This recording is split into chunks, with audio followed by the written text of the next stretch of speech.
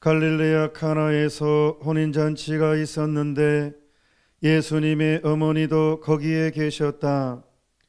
예수님도 제자들과 함께 그 혼인잔치에 초대를 받으셨다. 그런데 포도주가 떨어지자 예수님의 어머니가 예수님께 포도주가 없구나 하였다. 예수님께서 어머니에게 말씀하셨다. 여인이시여, 저에게 무엇을 바라십니까? 아직 저의 때가 오지 않았습니다. 그분의 어머니는 일꾼들에게 무엇이든지 그가 시키는 대로 하여라 하고 말하였다. 거기에는 유다인들의 정결례에 쓰는 돌로 된 물독 6개가 놓여 있었는데 모두 2-3 동이들이었다. 예수님께서 일꾼들에게 물독에 물을 채우라 하고 말씀하셨다. 그들이 물독마다 가득 채우자 예수님께서 그들에게 다시 이제는 그것을 퍼서 과방장에게 날라다 주어라 하셨다. 그들은 곧 그것을 날라갔다. 과방장은 포도주가 된 물을 맛보고 그것이 어디에서 났는지 알지 못하였지만 물을 퍼간 일꾼들은 알고 있었다. 그래서 과방장이 신랑을 불러 그에게 말하였다. 누구든지 먼저 좋은 포도주를 내어놓고 손님들이 취하면 그보다 못한 것을 내놓는데 지금까지 좋은 포도주를 남겨두셨군요. 이렇게 예수님께서는 처음으로 갈릴레아 카나에서 표징을 일으키시어 당신의 영광을 드러내셨다. 그리하여 제자들은 예수님을 믿게 되었다. 주님의 말씀입니다. 그리스도님 찬미합니다.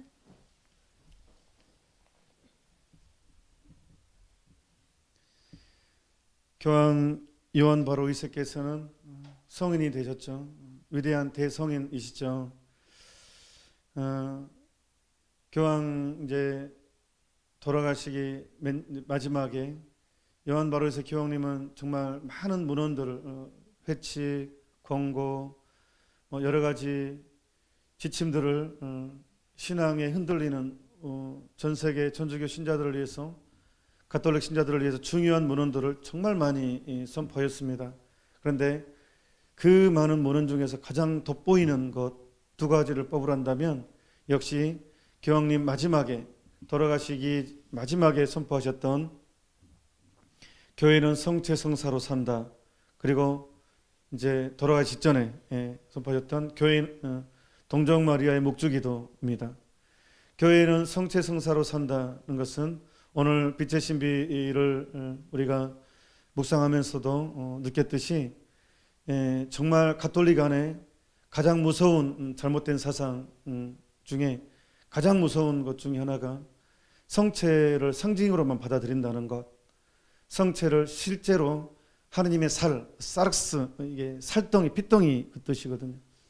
그런 2000년 전에 그 예수님의 살로 받아들이는 것이 아니라 그냥 그냥 상징으로 받아들이는 결과 하나의 희생적인 그 골고타에서 돌아가신 희생적인 그것 의미는 약해지게 되고 그냥 식사, 최후의 만찬 나눔, 그냥 나눔만 강조되다 보니까 점점 이렇게 성체 현시라든가 성체에 관한 행사들은 점점 사라지게 되고 심지어 이제 무릎을 꿇는 거, 그냥 무릎을 꿇는 것을 굴욕이라고 생각해 버리게 되고 하느님 인간성에 맞지 않는 것, 인권에 맞지 않는 것으로 취급돼 버리고 그러면서도 타동교회, 불교에 가서는 법당 안에 가서는 또 깊이 절하고 그런 아이러니한 예수님 앞에 성체 앞에 지나갈 때는 그냥 별로 큰 예의도 표하지 않고 그냥 지나가고 불교의 종교 대화하면서는 그 법당에서는 아주 깊은 절을 하는 속이 터집니다. 저는 그런 것을 보면 눈이 정말 그런 문화가 들어와 버렸죠. 그래서 교황님께서 교회는 성체 성사로 산다는 그런 회칙을 통해서 실제 미사가 십자가상의 희생제사를 그대로 재현한다는 것을 강조했죠. 그걸 아남네시스, 기념, 우리나라 말로는 기념이라고 표현해버렸는데 이 아남네시스라는 이 단어는 과거의 사건이 그대로 실제로 재현된다는 거예요. 근데 우리나라 말로 기념해버리니까 뭐 과거의 사건을 그냥 기억하고 그냥 행사로 지나가는, 그렇게 해석될 수 있는데, 예수님께서 미사 중에 기념하여라라는 이 개념은 아남네시스, 과거의 사건이 실제로 똑같이 재현되는 그것을 말하는 것입니다. 그래서 교황님은 교회는 성체 성사를 통해 산다는 그 회칙을 통해서 이 미사야말로 골고타 2000년 전에 희생제사가 그대로 재현되는 그런 제사이고 희생제사이고, 우리가 받아 모시는 이 성체는 실제로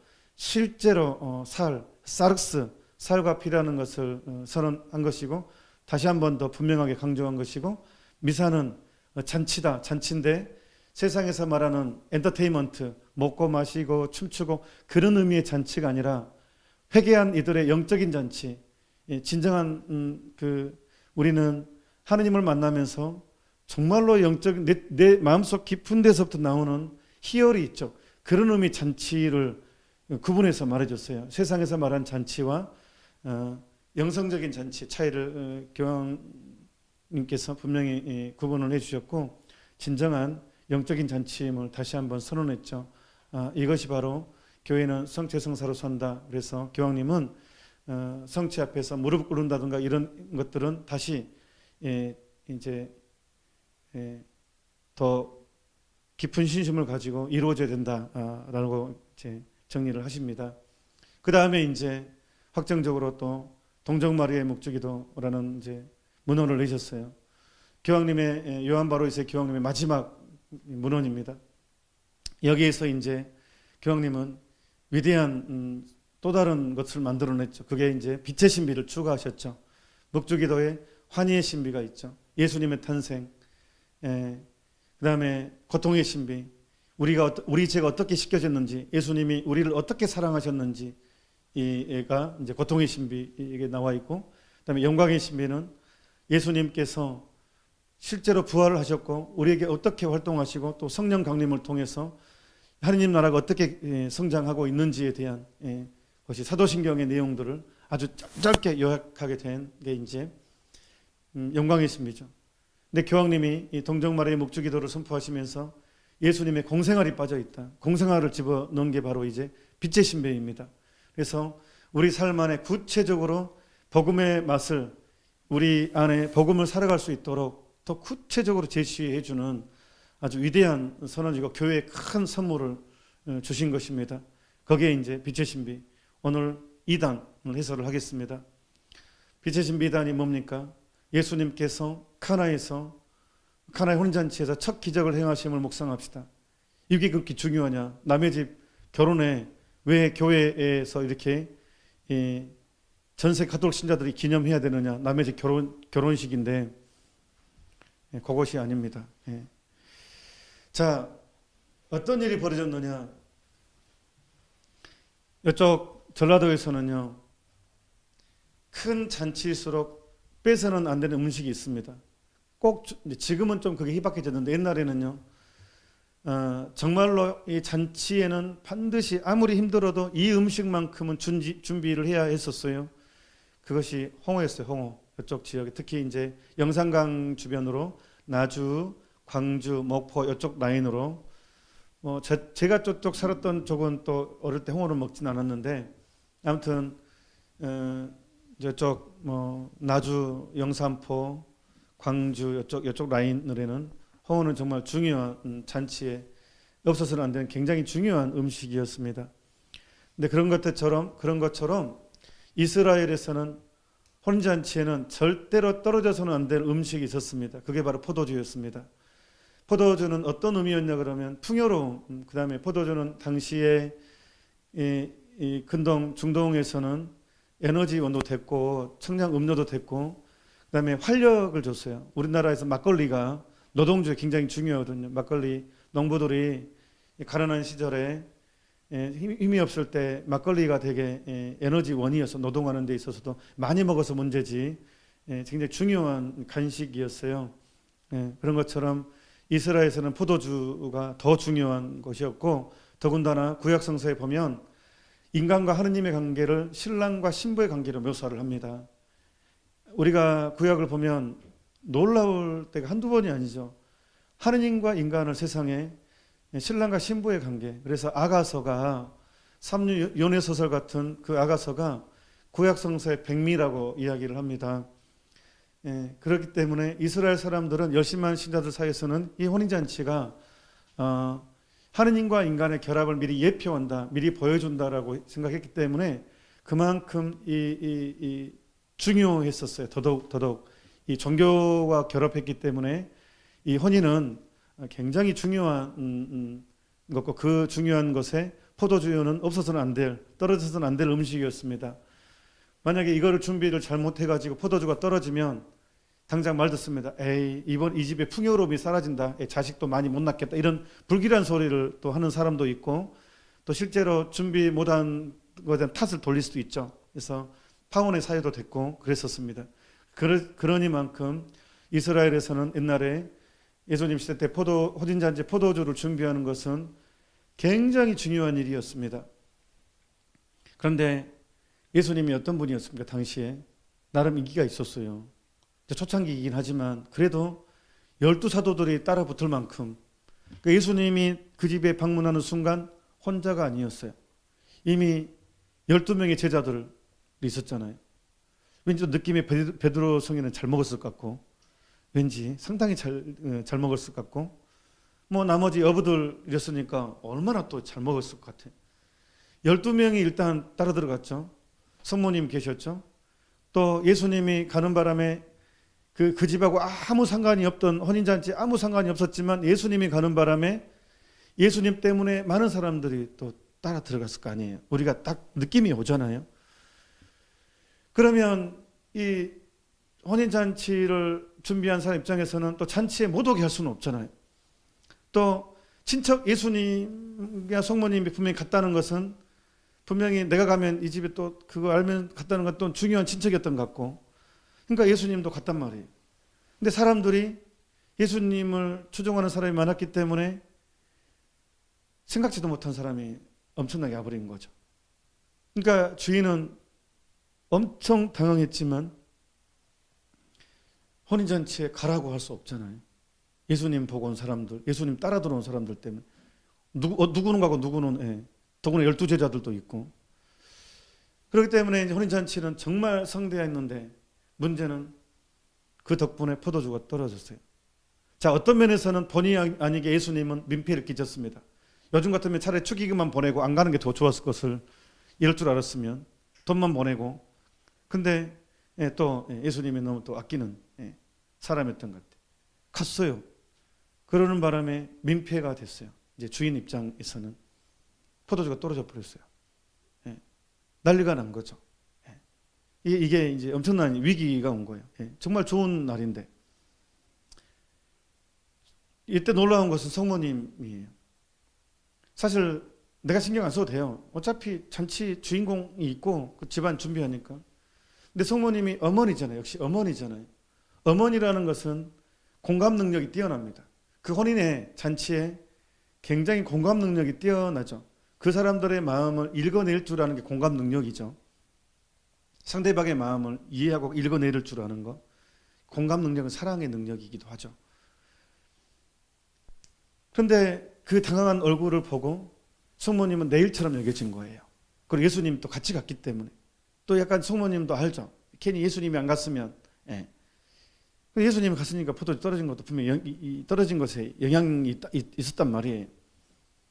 그래서 고민 끝에 예수님한테 한마디 하십니다. 오늘 복음 읽은 거 그대로. 이 집에 예수님의 어머니가 예수님께 포도주가 없구나 하였다. 예수님께서 어머니에게 말씀하셨다. 갑자기 사람들이 다 듣는데, 요한이 그 자리에 있었잖아요. 현장, 요한복음이니까. 요한이 현장에 있었어요. 그런데 깜짝 놀라운 얘기를 해요. 예수님께서 뭐라고 하느냐? 여인이시여. 그래요. 어머니한테. 이게 정서적으로 안 맞죠? 도양이고 서양이고 엄마한테 여인이시여. 한번 엄마한테 여인이시여. 그럼 싸대기 맞습니다. 너 미쳤어? 정신 차려왔다. 싸대기 맞습니다. 엄마한테 갑자기 여인이시여. 말이 안 돼요. 그래서 공동 번역에서는 좀 솔직히 이해가 안 됐으니까 그래도 좀 더 약간 우리가 이해하기 쉽게 하려고 어머니시여라고 했는데 원전으로 보면 여인이시여 맞아요. 이 신약 성서는 히란말 그리스어로 써졌어요. 기나이라는 단어인데 분명히 어머니라는 단어 따로 있고 여인이시여라는 단어를 써요. 어머니를 안 불러요. 여인이시여. 그러니까 제자들 또 얼마나 깜짝 놀랐겠어요. 아니 엄마한테 이 여인이시여. 자, 이 여인이시여. 왜 갑자기 예수님이 이 집에 포도주가 떨어졌구나 했는데 완전히 생뚱맞게 여인이시여 했겠어요. 이 단어가 이미 기적을 행하겠다고 하는 선언이에요. 왜냐하면요. 이 여인이시여, 이 여자라는 이 여자요. 이 단어는 창세기 3장 15절에 여자와 내가 원수가 되게 하리라. 아담과 하와가 최초로 이제 마귀한테 속아서 죄를 지었어요. 그때 하와가 이제 마귀한테 여자와 내가 원수가 되게 하리라. 그 여자의 개념이에요. 그리고 처녀가 잉태의 아들을 낳으리니 이 여자의 개념이 거기에도 포함됩니다. 그러니까 어머니한테 여인이시여라고 선언하는 것은 예수님께서 성모님을 선언하시는 거예요. 성모님이 어떤 분이신지를 세상에 선포하는 거예요. 그 아담과 하와를 통해서 이제 이 세상이 이제 인류의 조상이죠. 그런데 이 세상에 죄가 들어왔어요. 그런데 이제 성모님과 이레네오 성인은 아담과 하와를 통해서 이 세상에 죄가 들어왔고 반대로 이제 하느님은 이걸 치유하기 위해서 새로운 아담, 새로운 하와를 통해서 이 세상에 은총이 들어왔다. 그래서 예수님은 바로 성모님이 새로운 여인임을 그 새로운 하와에 그래서 아베를 뒤집은 에바예요. 신학교에서 히란말로 아담과 에바라 그래. 에바. 히란말로 하와를 에바라 그래. 에바. 아담과 에바예요. 이 에바를 뒤집으면 스펠링을 뒤집으면 아베예요. 그러니까 새로운 에바, 새로운 하와가 아베란 말이에요. 그 선언을 이미 예수님이 하신 거예요. 이 여인이시여. 그러니까 성모님이 어떤 분이님을 딱 은총의 출발임을 선언하는 거예요. 예수님이. 그러니까 여인이시여 이 단어가 이미 이 집에 포도주가 떨어졌다는 것을 해결하겠습니다라고 약속하는 것이 돼요.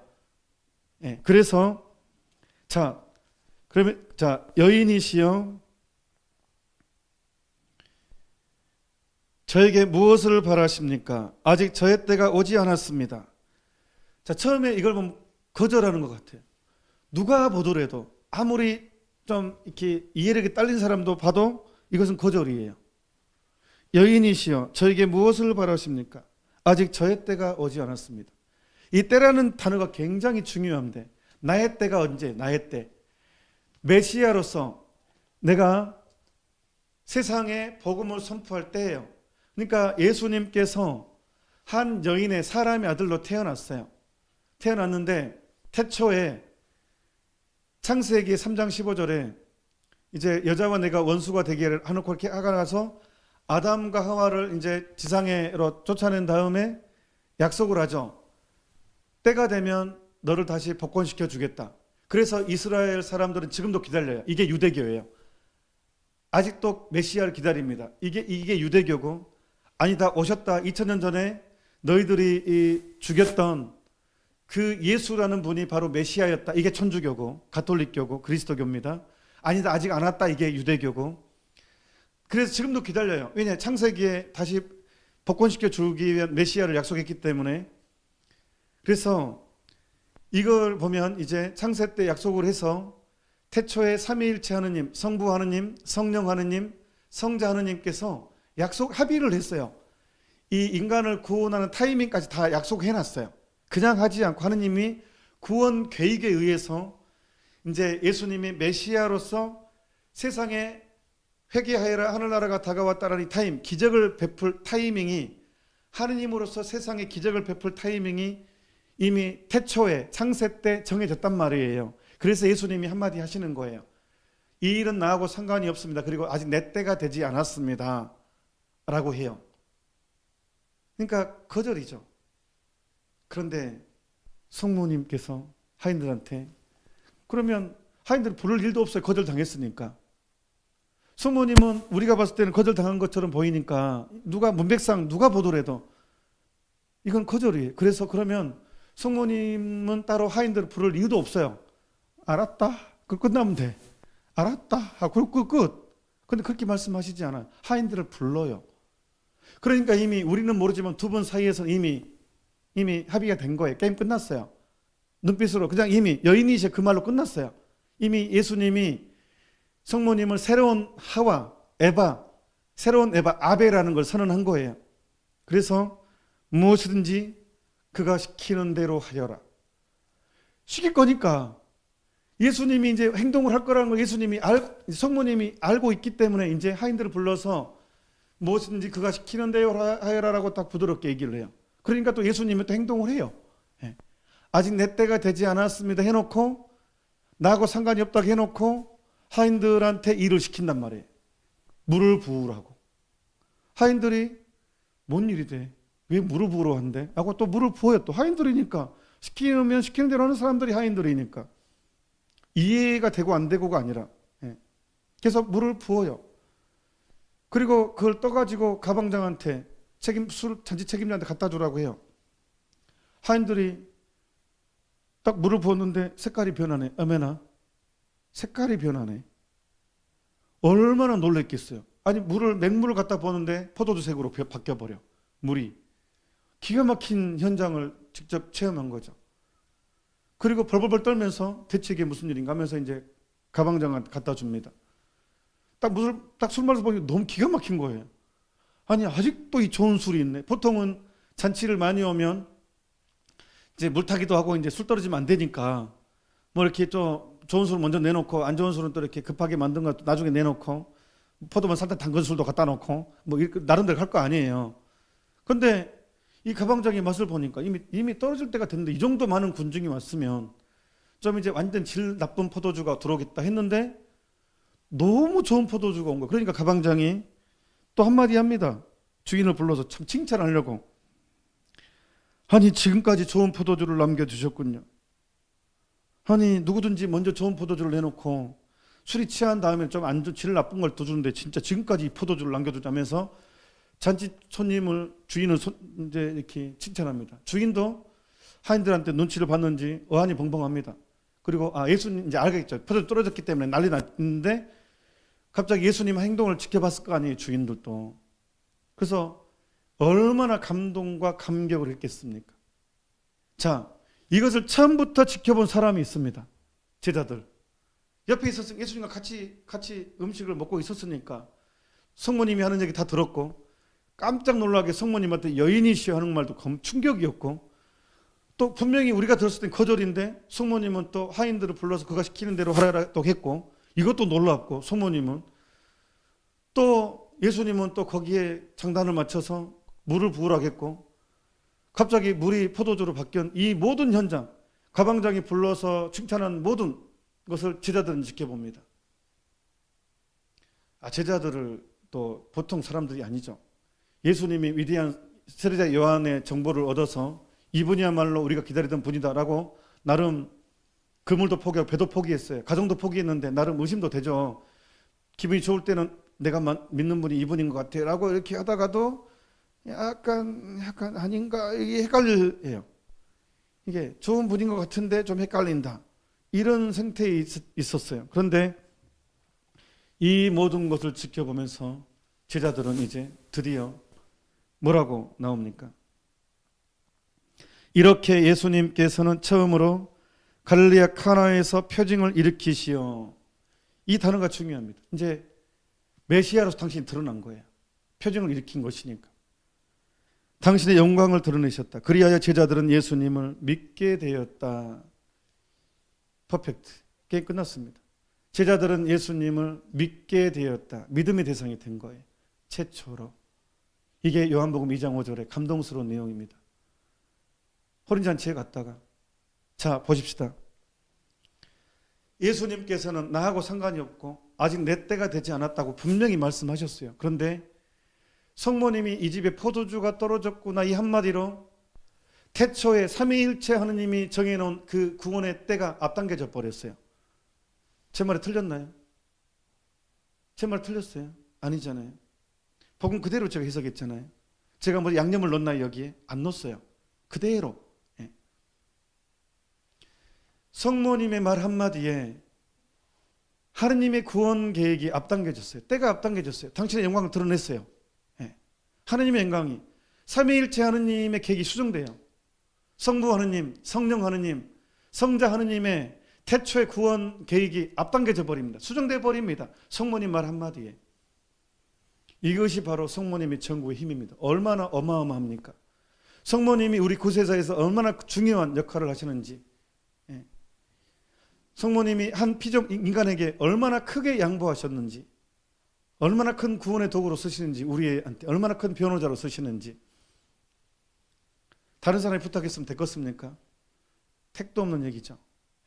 그런데 성모님께서 단 한마디, 이 집에 포도주가 떨어졌고 그걸로 끝났어요. 그걸로 제자들은 예수님을 믿게 됩니다. 그리고 여기서 공생활이 시작됩니다. 그래서 빛의 신비 이게 등장한 거예요. 그래서 우리가 주님 공연 대축일에 세례성사와 혼인잔치가 같이 언급됩니다. 공생활의 시작으로 이것을 봅니다. 예수님이 드디어 회개하여라 하늘나라가 다가왔다가 시작되는 사건입니다. 이것이. 그리고 위기는 더 큰 은총으로 바뀌었습니다. 우리 인생사입니다. 이것이. 우리는 살면서 좋은 혼인잔치에 좋은 일, 호사다마에 좋은 일에 마감 많이 낍니다. 우리는 이런 일을 얼마나 많이 겪습니까? 정말로 자식들 키울 때 갑자기 불의의 사고를 당할 수도 있고 뜻하지 않는 고통을 겪을 수가 있고 실패를 맛볼 수가 있고 배신을 당할 수가 있고 정말 많은 위기를 겪습니다. 가정의 위기를 정말로 많이 겪습니다. 남편의 배신일 수 있고 아내의 배신일 수 있고 여러 가지 눈물 나는 배신을 정말 한두 번 겪는 게 아니죠. 그런데 거기에 성모님이 개입하신다면, 성모님이 이 위기에 개입하신다면 이 집에 포도주가 떨어졌구나 이 한마디로 그 위기는 더 큰 은총이 됐죠. 그래서 성모님께서는 내가 너희를 얼마나 사랑한지 안다면 너희들은 기쁨의 눈물을 흘릴 것이다 라고 말했던 것입니다. 제가 엊그제 누구 지인과 또 이렇게 톡을 주고받으면서 어머니의 역할, 이 모니카와 아고스티노 두 분 다 성인이죠. 엄마와 아들이 그 방탕한 생활을 했을 때 어머니는 끝까지 포기하게 하지 않고 자기 전 인생을 바쳤습니다. 그 기도가 통했습니다. 그래서 아고스티노는 위대한 중세 이전에 초세기에 아주 위대한 교부가 됐죠. 그래서 우리한테 그런 어머니가 있다는 것, 영적인 어머니가 있다는 것은 얼마나 큰 행운인지 모릅니다. 아고스티노한테 모니카 어머니가 있다는 것이 얼마나 큰 행운입니까? 하느님께 끝까지 자식을 끝까지 매달린 그 어머니가 아고스티노 성인한테는 있었습니다. 그렇기 때문에 어머니를 잃은 자식만큼 불쌍한 자식도 없죠. 그런 어머니를 잃은 자식보다 더 큰 불쌍한 자식은 없습니다. 우리에게는 그런 어머니가 있습니다. 성모님께서 가나안 혼인잔치에서 우리에게 그 액을 보여주십니다. 자, 예수님께서는 이때 성모님을 여인이시라고 했죠.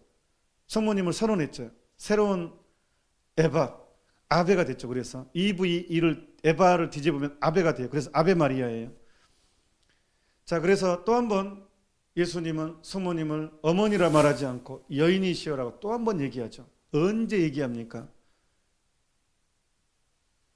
십자가상에서 마지막 돌아가기 직전에 당신 유언을 남기실 때 사도 요한하고 성모님이 옆에 있죠. 그때 역시 선언하십니다. 어머 여호나 이분이 너의 여인이시다라고 얘기합니다. 여인이시여 이분이 너의 어머니시다. 여인이시여 이분이 이 사람이 당신의 아들입니다. 교회와 사도는 교회를 상징합니다. 여호나에게 어머니에게 여인이시여 이 사람이 당신의 아들입니다. 할 때 이 여인이시여 이때 여인이시여라고 합니다. 여인이시여. 이거는 신학적인 용어로 계시입니다. 계시. 성모님에 대한 예수님의 계시입니다. 구세사에 어떤 역할을 하시는 분이신지.